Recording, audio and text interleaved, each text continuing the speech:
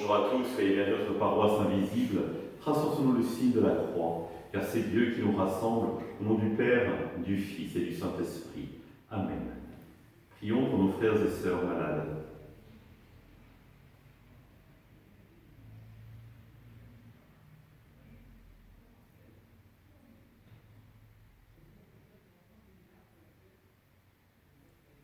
Prions pour les soignants et tous ceux qui œuvrent pour le bien commun.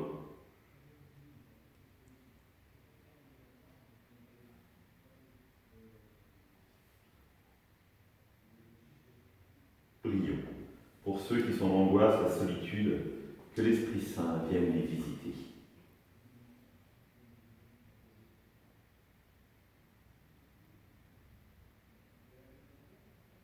Et pour manifester notre communion, je vais maintenant allumer cette bougie au cierge pascal.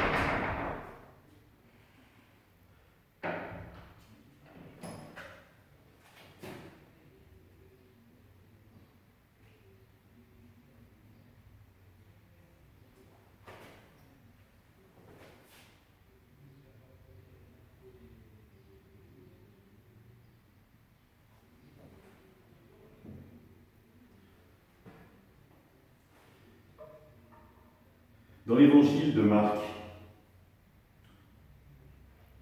alors qu'il enseignait dans le temple, Jésus, prenant la parole, déclarait : « Comment les scribes peuvent-ils dire que le Messie est le fils de David ? David lui-même a dit, inspiré par l'Esprit Saint : Le Seigneur a dit à mon Seigneur, siège à ma droite, jusqu'à ce que j'ai placé tes ennemis sous tes pieds.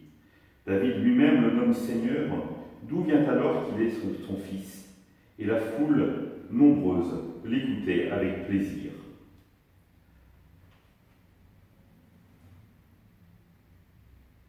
Acclamons la parole de Dieu, louange à toi, Seigneur Jésus.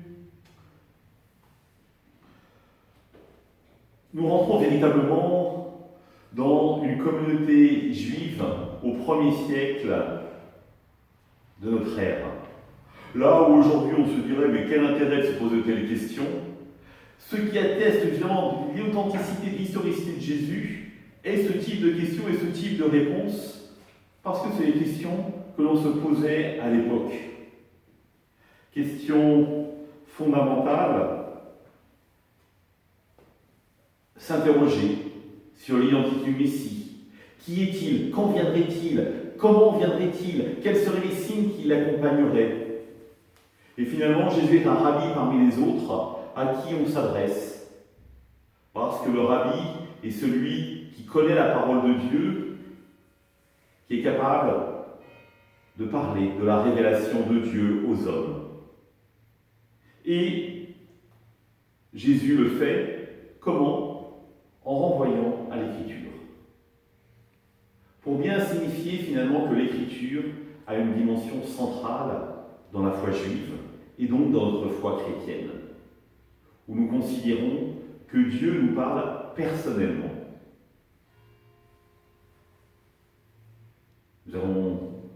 J'ai chanté à la fin, acclamons la parole de Dieu, vous avez répondu, louange à toi, Seigneur Jésus. Mais avez-vous vraiment cru que c'était la parole de Dieu ?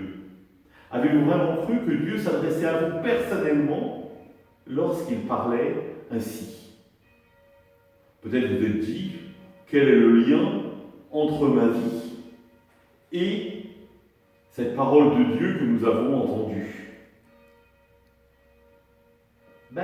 Je reprendrai surtout la dernière phrase.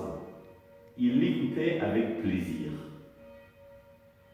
Est-ce que véritablement, aujourd'hui, nous écoutons la parole de Dieu avec plaisir ?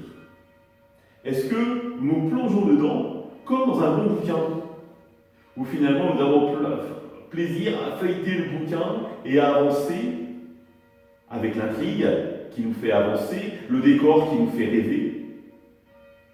La Bible, vous savez bien, 73 livres, autant d'intrigues, autant de décors nouveaux qui peuvent nous emmener et nous faire rêver. Mais surtout, ce qui est essentiel, ce qui la différencie, c'est qu'elle est la parole de Dieu agissante dans nos vies, qu'elle vient nous toucher au plus profond de nous, parce qu'elle nous révèle l'être même de Dieu, et qui nous sommes devant Dieu, ce Dieu qui nous aime. Alors oui, il y a un plaisir à lire la Bible. Chaque année, tous les 2 ans, je la lis intégralement.